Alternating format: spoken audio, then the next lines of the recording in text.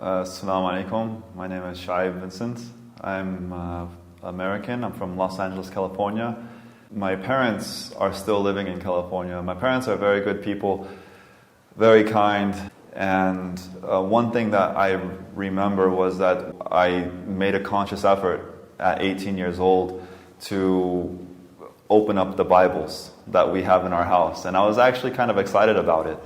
I remember I sat myself down, I pulled out one of the Bibles that we had, and I opened up the first page and I began reading it. And I was kind of shocked because I really didn't understand anything that was being said to me in the Bible. So I put the Bible down. It was disappointing, but I quickly let go and I said, I think religion is for some people, it's not for me, and I'm not going to pursue religion any longer. And in 1999, one of my friends who I was acting with in California, he was studying now in New York, and he called me and he asked me, why don't you come to New York and visit me? Hang out, see what New York is like. I landed in New York.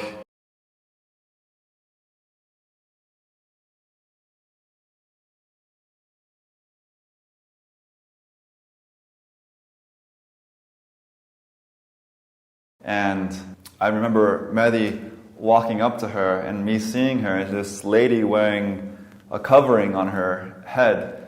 And Mehdi, who I've been with for how many months now, walks up to his mother and he embraces her, he kisses her forehead, he kisses her cheeks, he kisses her hands, and he embraces her again. And I remember this being something so amazing to see, and I thought it was great to see, and it was something I had not seen Mehdi do in these 6 months that I've been with him. That day, specifically, that day was August 31st, 2001, and it's an important day for me, and I remember this day very clearly.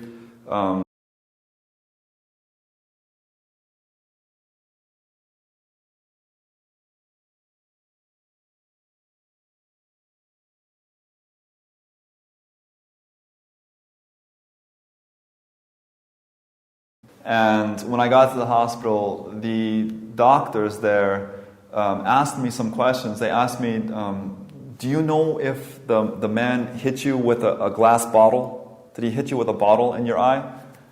And I said, no, he didn't hit me with a bottle. And they said, do you know if he was wearing a ring on his finger?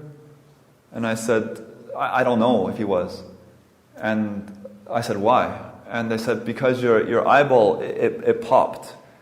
And it popped like a balloon, and you have a hole in your eye, and we can't find the hole, but you're losing pressure in your eye, and most likely you're going to lose vision in this eye. So it's possible that we're going to have to remove your eye out. And I was very shocked by this, because I was just trying to make sense of this, and I was telling the doctor that people get hit in the eye all the time. It's not a big deal. And they said, no, this is a problem. But I refused their service. I refused to let them give me any kind of treatment. All they did was they gave me some stitches here and they gave me some stitches here, and I left. And I went home. I don't know how I got home. I don't know how I made it home, but I made it home. And I was wearing this patch on my eye. And I couldn't see anything out of this eye, just one eye. And after some time, I just got tired and I fell asleep. And I woke up the next morning. I woke up before anybody else woke up. It was still early in the morning, but what woke me up was the pain. The pain in my head was so strong that I couldn't take it, and I needed medicine.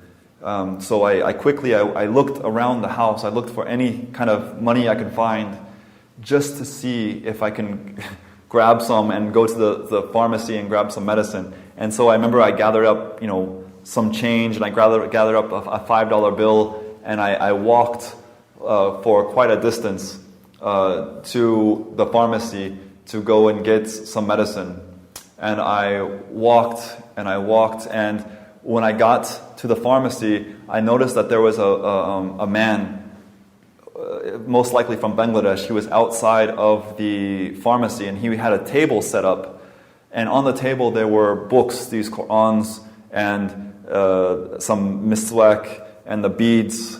And when I saw the Qur'an, I remembered that this is the same book I see Mehdi's mother reading and talking about. And I asked the man, how much is this book? And he told me it was $5.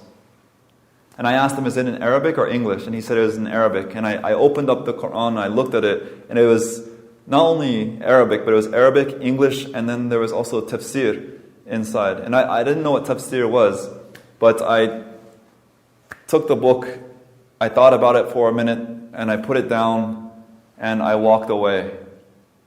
And I walked about 2 or 3 meters. Then something told me to go back and get the book. And so I turned back around, and I went and I gave him the $5. And I bought this book. And I put it in my pocket.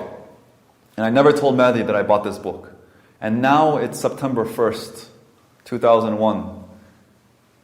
Then September 2nd, September 3rd, September 4th comes. On September 4th, I'm noticing that my vision, although my eye is very, very damaged, I could still see. But this day, on September 4th, I was noticing there was a ring. I could see a black ring around my vision. And it was very distracting. It started out somewhere way up here, and it was off to the side. But as the day was going on, as it got later and later in the day, the ring was closing on my vision. All I could see in my vision was this black thing, and it was covering my vision, and I couldn't see. And I told Mehdi at this time, listen, I can't see out of my eye, and I have to go back to the doctor. And so I went, and when I went to the doctor, the doctor pretty much told me, I told you so. I told you this was going to happen. Now, if we don't remove this eye, you're probably going to lose vision in this eye too. And I was so scared and so shocked. I didn't know what to think or what to do, and I had nobody around me. And the doctor said, we're going to keep you here tonight. We're going to prepare you for surgery. And they started to wrap my face. They wrapped my face, both my eyes, with bandages. And they said, you're going to sleep here tonight, and tomorrow we're going to prepare you for surgery.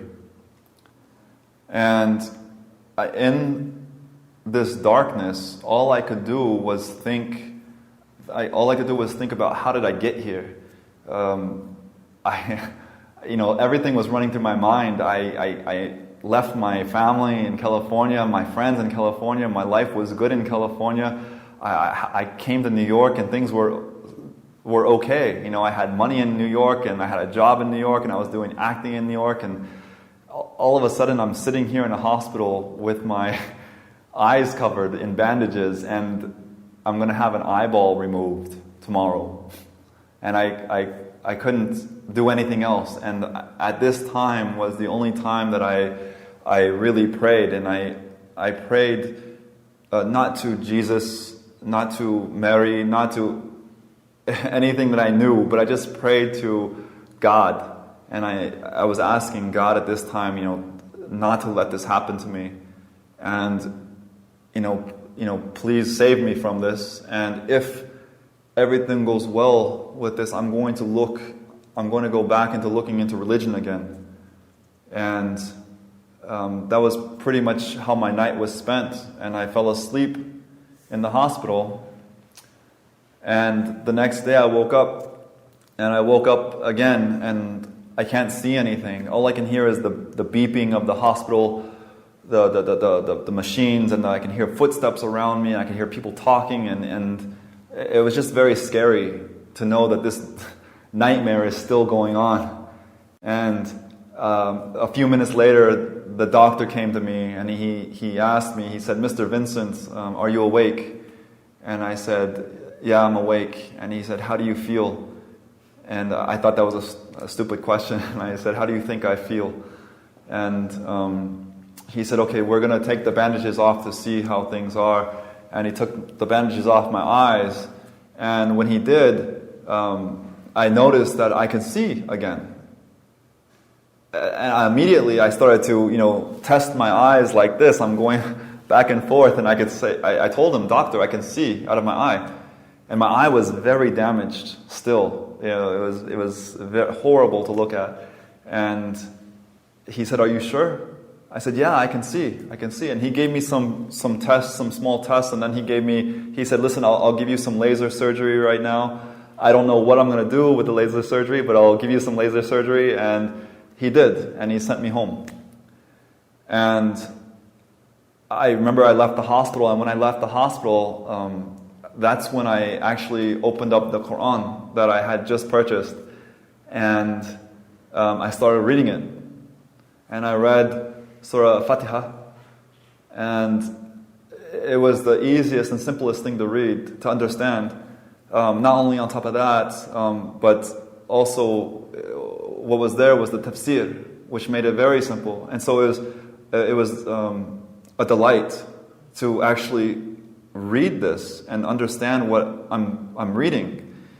And then I flipped to Surah Baqarah, and when I saw, it said Alif Lam Mim, and then it said, "In this book there is no doubt." I thought that was the strangest thing it just popped out at me that in this book there's no doubt.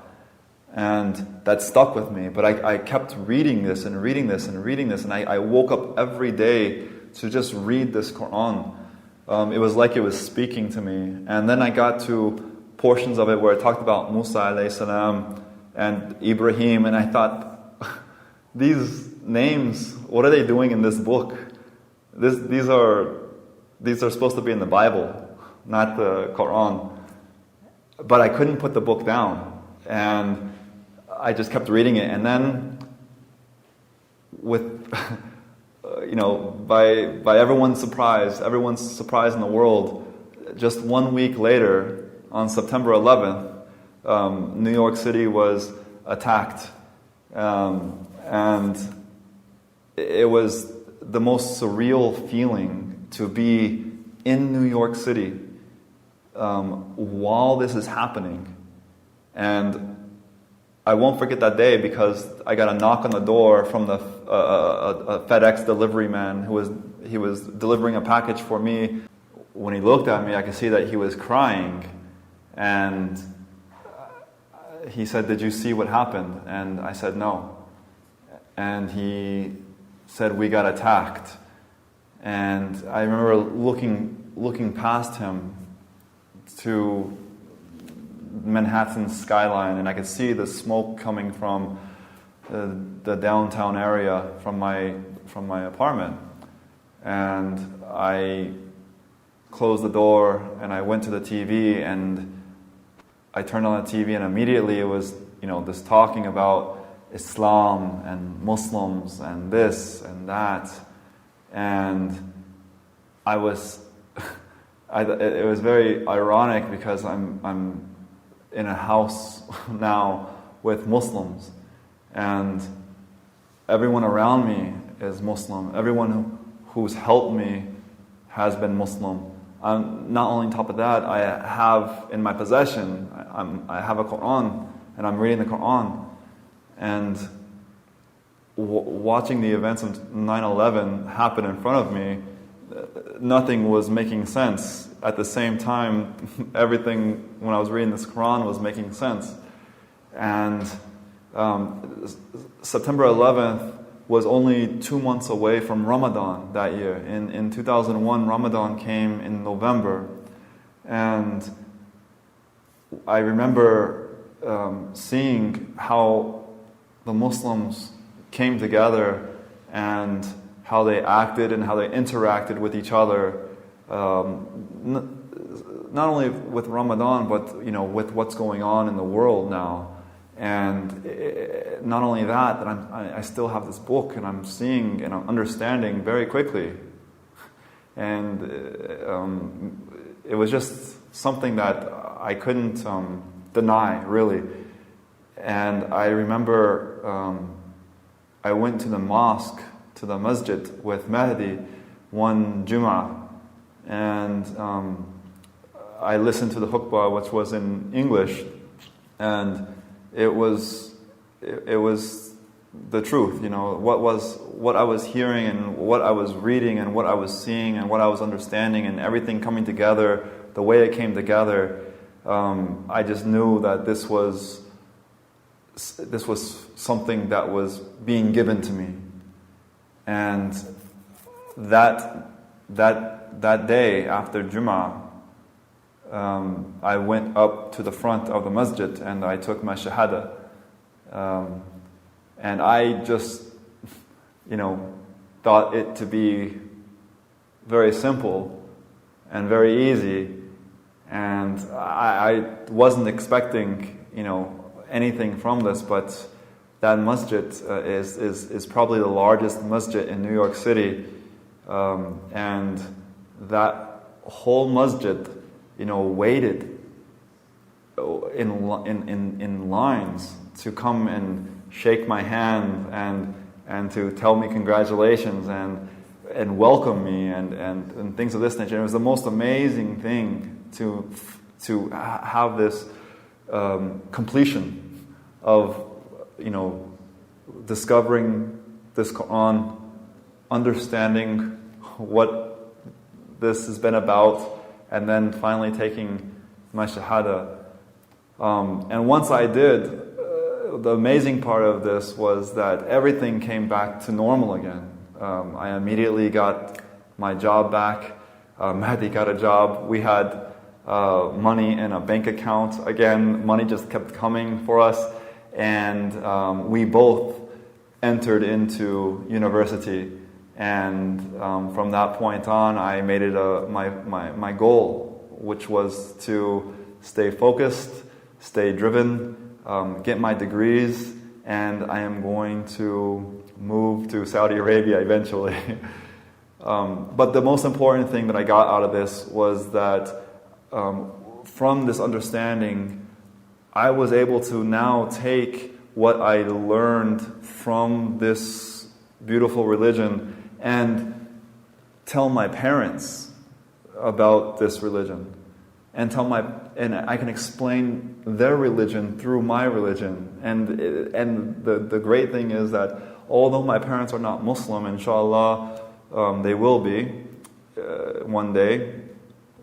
They understand Islam and they see it as being correct, and they see it as being something good for me, and they've expressed this to me, and they've told me that they like the new me, the new Shuaib, better than the old Charles, who had no direction and no guidance. So the important thing for me that I realized with Islam, there is a peace that comes to you as an individual.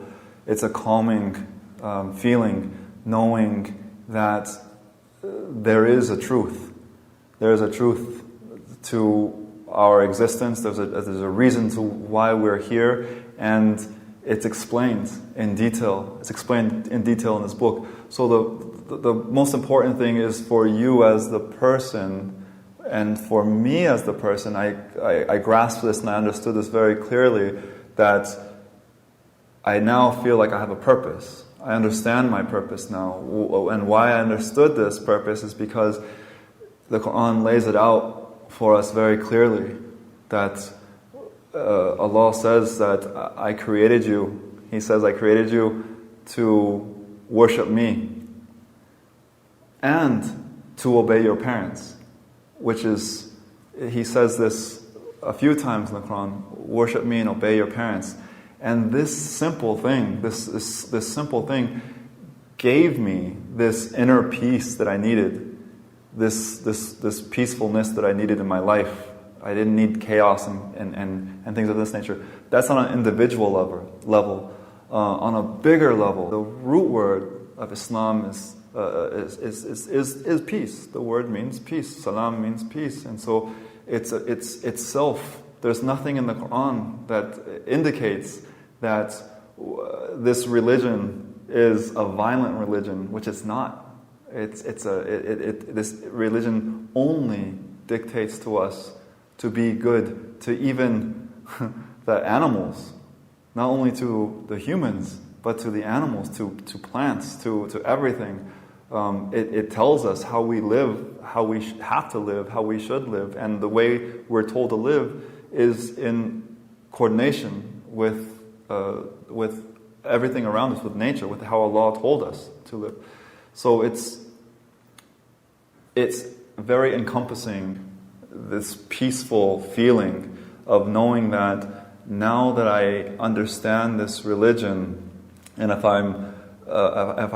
I stay true and just look at the words that are being spoken in this book, and the words really do speak to you, your heart opens up and you feel very guided, and living a peaceful existence is not hard.